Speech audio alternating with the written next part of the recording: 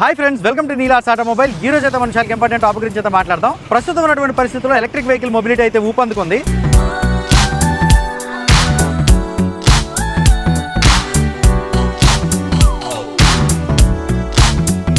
అసలు electric vehicles ఎందుకు చూస్ చేసుకోవాలి అంటే, ఉదయం లేస్తే ఫ్యూల్ స్టేషన్కి వెళ్ళి ఫ్యూల్ కొట్టించేటప్పుడు డబ్బులు ఖర్చు పెట్టకుండా జస్ట్ ఛార్జింగ్ పెట్టామా, బండి తీసామా, రైడ్ని ఎంజాయ్ చేసామా అన్నట్టుండి మన పాకెట్ కి ఫ్రెండ్లీగా ఉండేటటువంటి ఎలక్ట్రిక్ వెహికల్స్ అయితే చాలా మంది ప్రెసెంట్ డేస్ లో అయితే చూస్ చేసుకుంటా ఉన్నారు. ఈ రోజు అయితే మీ ముందుకు ఒక ఎలక్ట్రిక్ వెహికల్ అయితే తీసుకొని వచ్చాను. అదేనండి మన ఈవెంట్ నుంచి వచ్చినటువంటి లైట్నింగ్.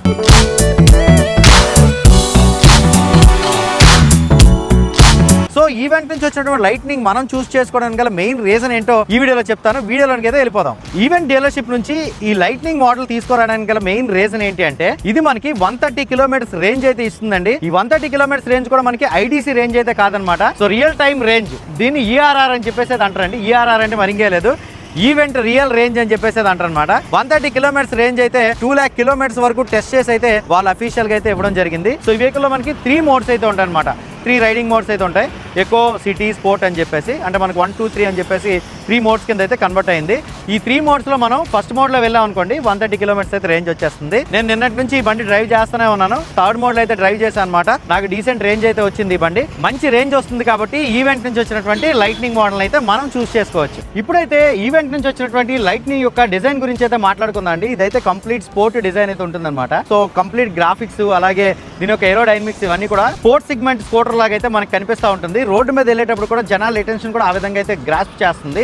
సో ఫ్రంట్ అయితే మనకి దీని లోపల ఎల్ఈడి ప్రొజెక్టర్ హెడ్ లైట్స్ అయితే ఇచ్చారండి. సో ఈ హెడ్ లైట్స్ మనకి 35 మీటర్స్ వరకు లైట్ త్రూ అయితే ఉంటుంది అనమాట. ఆల్మోస్ట్ 100 ఫీట్ వరకు లైట్ త్రూ అయితే ఉంటుంది. లైట్ ఫోకస్ చాలా బాగుంది. నేను నైట్ టైం కూడా డ్రైవ్ చేసి అయితే చూసాను. అండ్ ఈ బండి యొక్క ఎర్గోనమిక్స్ అయితే చూసారు కదండి. 790 mm సీట్ హైట్ అయితే ఉంటుందండి. మనకి 2 కాలు అయితే ఈజీగా అందేసాయి అనమాట. సో సీట్ కూడా మనకి లెంగ్తీగా అయితే ఉంటుంది. విత్ పిలియన్ కూడా నేనైతే డ్రైవ్ చేశాను రోడ్డు మీద. నాకు కంఫర్టబుల్ గానే ఉంది. అలాగే డీసెంట్ ఫుట్ బోర్డ్ స్పేస్ అయితే ఉందన్నమాట. సో ఈ ఫుట్ బోర్డ్ స్పేస్ ఈ విధంగా ఉండడం వల్ల మనం ఏంటంటే వాటర్ క్యాన్స్ కానీ, లేదని అంటే గ్యాస్ సిలిండర్స్ కానీ దీని మీద అయితే ఈజీగా మనం క్యారీ చేసుకోవచ్చు. కూర్చుంటే సిట్టింగ్ పొజిషన్ అయితే ఈ విధంగా ఉందండి. సీట్ కూడా మనకి కంఫర్టబుల్ ఫోమింగ్ అయితే దీంట్లో యూస్ చేశారు. అలాగే హ్యాండిల్ బార్ పొజిషన్ కూడా మనకి అప్ రైట్ పొజిషన్ అయితే ఉంది. మనం ఈజీగా అయితే దీన్ని సిటీలో మనం డ్రైవ్ చేయొచ్చు. సో నేను డ్రైవ్ చేస్తున్నటువంటి విజువల్స్ కూడా చూసారు కదా మీరు. దీనిలో ఎక్కడ జర్కింగ్ ఇష్యూస్ కానీ ఏం లేవు. దాని తర్వాత ఓఆర్వీఎంస్ విషయానికి వచ్చేటప్పటికి మెడల్పాటి ఓఆర్వీఎంస్ అయితే ఇచ్చారండి. బ్యాక్గ్రౌండ్ లో విజన్ అయితే మాత్రం చాలా బాగుందన్నమాట. అండ్ అంతేకాదండి, 25% మోర్ మైలేజ్ వచ్చేలా దీంట్లో రీజనరేటివ్ బ్రేకింగ్ సిస్టమ్ అయితే ఉంది. మనం హార్డ్ బ్రేక్ చేసేటప్పుడు, సిటీలో ట్రావెల్ చేస్తున్నప్పుడు బ్రేకింగ్ అయితే చేస్తాం కదా, మనం బ్రేక్ చేసేటప్పుడు వచ్చేటటువంటి కెనెటిక్ ఎనర్జీ ఎలక్ట్రికల్ ఎనర్జీగా కన్వర్ట్ అయ్యి బ్యాటరీ రీఛార్జ్ అయ్యేటటువంటి సిస్టమ్ అయితే దీంట్లో యూస్ చేశారు. మోటార్లో అయితే ఆ టెక్నాలజీ అయితే యూస్ చేశారండి. ఇప్పుడైతే ఈవెంట్ నుంచి వచ్చినటువంటి లైట్నింగ్ లో ఏముంది ఏంటి సంగతి మొత్తం అంతా చూపించేస్తానండి నేను మీకు. ఫస్ట్ ఆఫ్ ఆల్ ఈ బండి యొక్క పెయింట్ క్వాలిటీ గురించి అయితే మాట్లాడుకోవాలన్నమాట. సో దీంట్లో అయితే మనకి స్క్రాచ్ ప్రూఫ్ పెయింట్ అయితే యూస్ చేశారు. ఈ స్కూటర్ లో యూస్ చేసినటువంటి పెయింట్ క్వాలిటీని బట్టి లాంగ్ లాస్టింగ్ ఫేడ్ అవుట్ అయిపోకుండా అయితే ఉంటుందండి. సో దీంట్లో అయితే మనకి డ్యూయల్ టోన్, సింగిల్ టోన్ అని చెప్పేసి 2 వేరియంట్స్ అయితే ఉంటాయి. సో సింగిల్ టోన్ లో మనకి రెడ్, గ్రే కలర్ అయితే వస్తుంది అనమాట. డ్యూయల్ టోన్ లో అయితే మనకి ఇక్కడ చూస్తున్నారు కదా, neon plus grey colour combination లో ఒక బండి ఉంటుంది. దాని తర్వాత నెక్స్ట్ కలర్స్ కూడా చూస్తున్నారు కదండి. ఈ విధంగా డ్యూయల్ టోన్ లో అయితే మనకి 3 కలర్స్ అయితే ఆఫర్ చేశారండి. సో ఇప్పుడైతే ఫ్రంట్ ప్రొఫైల్ నుంచి ఒకసారి చూసేద్దాం ఈ వెహికల్ లో ఏముందో. ఇక ఫ్రంట్ నుంచి ఈ బండి యొక్క డిజైన్ తీసుకున్నట్టయితే హ్యాండిల్ బార్ కి సంబంధించిన ప్యానల్ ఏరియా అయితే చూసారు కదా. ఇక్కడ మనకి ఇది పేనా బ్లాక్ ఫినిషింగ్ అయితే వచ్చింది. అలాగే గ్రే కలర్ అయితే ట్రీట్మెంట్ వచ్చింది అనమాట. ఇది కూడా మనకి మ్యాట్ ప్లస్ షైనింగ్ మిక్స్డ్ లో ఉన్నటువంటి గ్రే అయితే వచ్చింది అనమాట. దాని తర్వాత డిఆర్ఎల్స్ అయితే చూసారు కదండి. ఇక్కడైతే మనకి యానిమేటిక్ డిజైన్ అయితే వచ్చింది అనమాట. సో లైట్స్ కూడా మనకి యానిమల్ ఐస్ లాగా అయితే కనిపిస్తా ఉన్నాయి. ఈ క్లిప్స్ లో అయితే చూస్తున్నారు కదా, నైట్ టైం ఫ్రంట్ ఉన్నటువంటి డిఆర్ఎల్స్ యొక్క లుక్. అండ్ ఈ ఫ్రంట్ ప్యానల్ ఏరియా కూడా చూసారు కదండి. ఇదంతా కూడా మనకి హార్డ్ ప్లాస్టిక్ అయితే యూస్ చేశారు అనమాట, ఏబిఎస్ ప్లాస్టిక్. ఇక్కడ ఈ వెంట అనేటటువంటి బ్యాడ్జింగ్ అయితే ఇవ్వడం జరిగింది. ఇక్కడ ఇటు చూసారు కదండి, ఇక్కడ చిన్న గార్నిష్ అయితే చేశారనమాట. ఇది కూడా మనకి నియాన్ కలర్ అయితే వచ్చింది, చాలా బాగుందన్నమాట. సో బండి అనేది మనకి డ్యూయల్ టోన్ వచ్చినప్పుడు ఆ second colour main highlight colour ఏదైతే ఉందో అది ఇక్కడైతే వస్తుంది అనమాట. నెక్స్ట్ ఇక్కడైతే మనకి నెంబర్ ప్లేట్ అయితే వచ్చిందండి. అవునండి, ఇదైతే మనకి registered variant. 70 kmph top speed అయితే వెళ్తుంది అనమాట. దీంట్లో 3 రైడింగ్ మోడ్స్ అయితే ఉంటాయని చెప్పాను కదండి. సో థర్డ్ మోడ్ అయితే మనకి 70 kmph టాప్ స్పీడ్ అయితే వెళ్తుంది కాబట్టి ఇది ఖచ్చితంగా రిజిస్ట్రేషన్ వేరియంట్ లోనే మనకు వస్తుందండి. లైట్స్ విషయానికి వచ్చేప్పటికి ఎల్ఈడి ప్రొజెక్టర్ హెడ్ లైట్స్ అయితే వచ్చాయి అనమాట. దీంట్లో ఇండికేటర్స్ అయితే ఇక్కడ ఇచ్చారు చూసారు కదండి, ఇంటిగ్రేట్ అయి ఉన్నాయి, చాలా బాగున్నాయి. So LED projector head light focus కూడా మనకి 35 మీటర్స్ వరకు అయితే వస్తుందండి. ఇక ఈ ఫ్రంట్ మడ్గార్డ్ కూడా మనకి ఏబిఎస్ ప్లాస్టిక్ అయితే యూస్ చేశారనమాట.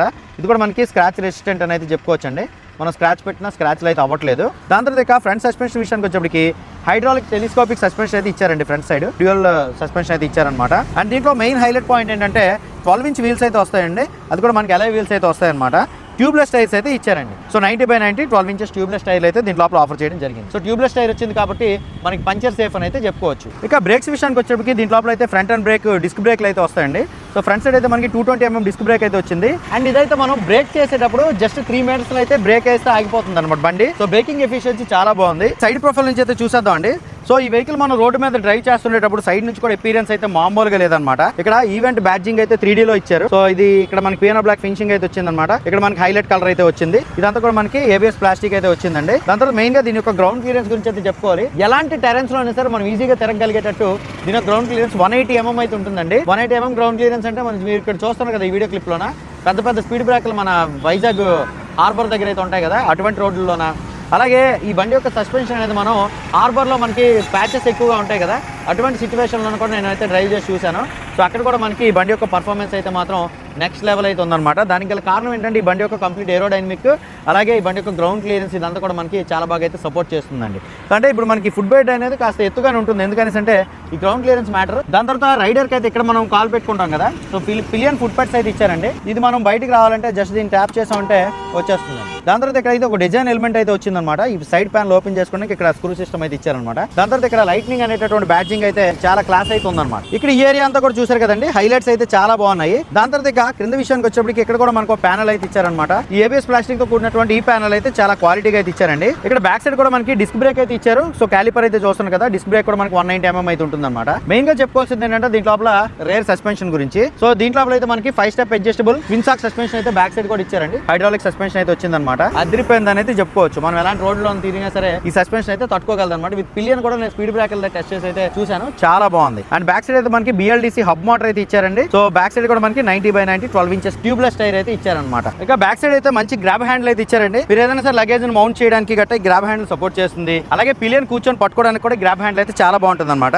ఇంకా బ్యాక్ సైడ్ కూడా లైటింగ్ సెటప్ అయితే మనకి LED లైట్స్ అయితే వచ్చినాయి అనమాట. LED టైల్ లైట్ కానీ LED టర్న్ ఇండికేటర్ కానీ చాలా బాగా డిజైన్ చేశారండి. మనం బ్రేక్ ట్యాప్ చేసినప్పుడు ఇక్కడ కూడా లైట్స్ అయితే లైట్ ఆన్ అవుతాయని చూసారు కదా. ఇదైతే మాత్రం నెక్స్ట్ లెవెల్ ఉందన్నమాట. బ్యాక్ సైడ్ నుంచి డిజైన్ నెంబర్ ప్లేట్ అయితే వచ్చింది. ఈ టైల్ లైట్ అయితే చూసారు కదండి, చాలా బాగుంది అనమాట. ఇక్కడ ఒక రిఫ్లెక్టర్ అయితే ఇచ్చారనమాట. ఈ బ్యాక్ ప్యానల్ అయితే మనకి ఎక్స్టెండ్ అయితే ఉందండి, బురద వెనక్కి కొట్టేకుండా అయితే ఉంటుంది అనమాట. సో దీంట్లో మనకి సెంటర్ స్టాండ్ ఉంది, సైడ్ స్టాండ్ ఉంది. మెయిన్ గా చెప్పుకోవాల్సింది ఏంటంటే side stand engine cut off sensor అయితే ఉందండి. సో సైడ్ స్టాండ్ వేస్తుందంటే వెహికల్ మూవ్ చేయడానికి అయితే అవదన్నమాట. ఇప్పుడైతే ఈ వెహికల్ యొక్క సీట్ గురించి అయితే మాట్లాడుకోవాలండి. సో దీంట్లో అయితే మనకి లెదర్ సీట్ అయితే ఇచ్చారనమాట. సీట్ క్వాలిటీ కూడా చాలా బాగుంది, చూసారు కదండి, చాలా ప్రీమియం అయితే ఉంది. ఇప్పుడు సీట్ ఓపెన్ చేద్దాం. సీట్ ఓపెన్ చేయాలంటే ఇదిగోండి ఇక్కడ కీ స్లాట్ ఉంది కదా, దీన్ని జస్ట్ ట్విస్ట్ చేసాం అనుకోండి, సో సీట్ అయితే ఓపెన్ అవుతుంది. అండర్ సీట్ ఏముందో చూపిస్తాను. అండర్ సీట్ లో మనకి డ్యూయల్ బ్యాటరీ అయితే ఇచ్చారండి దీంట్లో. సో ఇదైతే మనకి ఒక్కొక్కటి 1.8 kWh అయితే ఉంటుంది. ఇది 1.8 kWh, ఇది 1.8 kWh లిథియం అయన్ బ్యాటరీస్ అయితే వచ్చేయండి దీంట్లో. ఇదైతే మనకి రిమూవబుల్ అనమాట. బ్యాటరీ బయటకి తీసి అయితే ఛార్జింగ్ పెట్టేసుకోవచ్చు. కనెక్షన్ అయితే తప్పించవచ్చు అండి. కనెక్షన్ తప్పించేసి బ్యాటరీ బయటకి అయితే తీసి మనం ఛార్జింగ్ అయితే పెట్టుకోవచ్చు అనమాట.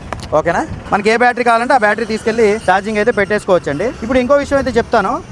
ఈ బండి తీసుకున్న తర్వాత ఈ బ్యాటరీతో నిన్నంతా కూడా తిరిగానండి. ఒక 50 నుంచి 60 కిలోమీటర్లు తిరిగాను. తిరిగిన తర్వాత అయితే ఈ బ్యాటరీ ఛార్జింగ్ అయితే తక్కువ ఉంది ఇంకా, అందుకని చెప్పేసి ఈ బ్యాటరీకి అయితే కనెక్షన్ ఇచ్చానండి. ఓకే, సో బ్యాటరీ నుంచి ఈ టెర్మినల్ రిమూవ్ చేయడం కూడా చాలా సింపుల్. ఇక్కడైతే మనకి ఇది ఇచ్చారన్నమాట, దాని నుంచి రిమూవ్ చేసేవచ్చు. అండ్ దీంట్లో మనకి MCB అయితే ఉంది. ఎక్కువ సమయం పాటు మనం బండి వాడకుండా ఊరు వెళ్ళిపోతాం అనుకోండి, సో MCB అయితే స్విచ్ ఆఫ్ చేసేవచ్చు అనమాట. మరి ఈ బ్యాటరీ నుంచి పవర్ సప్లై బండిలో ఉన్నటువంటి యూనిట్స్ దేనికి కూడా వెళ్ళదు, బండి కూడా మనకి స్టార్ట్ అవ్వదు. సో MCB అయితే ఆన్ చేస్తాను. ఇది అండర్ సీట్లో అయితే మనం డాక్యుమెంట్స్ అవన్నీ కూడా పెట్టుకోవచ్చు. ఇక్కడైతే చూస్తున్నాం కదా, సో ఛార్జింగ్ స్లాట్ అయితే ఇక్కడ నుంచి ఇచ్చారు. మన వెహికల్ ఛార్జింగ్ అయితే నుంచి పెట్టేయచ్చు. ఈ ఫ్రంట్ ఏరియాలో మనకి ఈజీ యాక్సెసిబుల్ గ్లో బాక్స్ అయితే ఇచ్చారండి. మనం ఇందులో వాటర్ బాటిల్స్ కానీ ఏమైనా బిలాంగింగ్స్ ఏమైనా పెట్టుకోవచ్చు. సడన్ గా ఫోన్ పెట్టుకోవాలన్నా సరే పెట్టుకోవచ్చు అనమాట.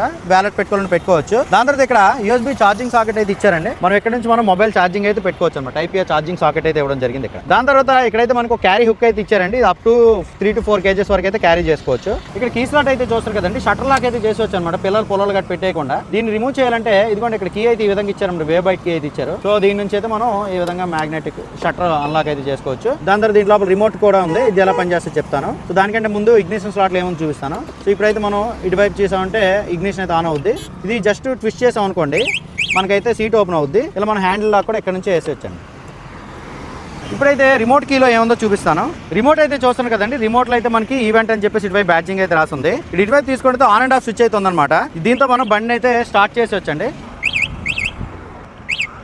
ఇగ్నిషన్ అయితే ఆన్ అయిపోయింది, చూసారు కదండి. ఇంకా పార్కింగ్ నుంచి తీసేసి బండి ముందుకు వెళ్ళిపోవడమే. ఇక్కడ నుంచి మనకి లాక్ బటన్ అయితే కనిపిస్తుంది కదండి, ఆఫ్ చేద్దాం బండి. ఇది లాక్ బటన్ ప్రెస్ చేస్తుంది కదా, ఈ లాక్ చేస్తాం అనుకోండి బండిని ఎవరైనా సరే టచ్ చేశారనుకోండి, చూసారు కదండి. సో బండి మీద ఎవరైనా ట్యాప్ చేశారనుకోండి, బండి భలే ఉందని చెప్పేసి అలారం అయితే వచ్చేస్తుందండి. లేదు బండిని పట్టుకొని వెళ్ళిపోవడానికి ట్రై చేశారు అనుకోండి, బండి అయితే మరి ముందుకు వెళ్తాను అనమాట.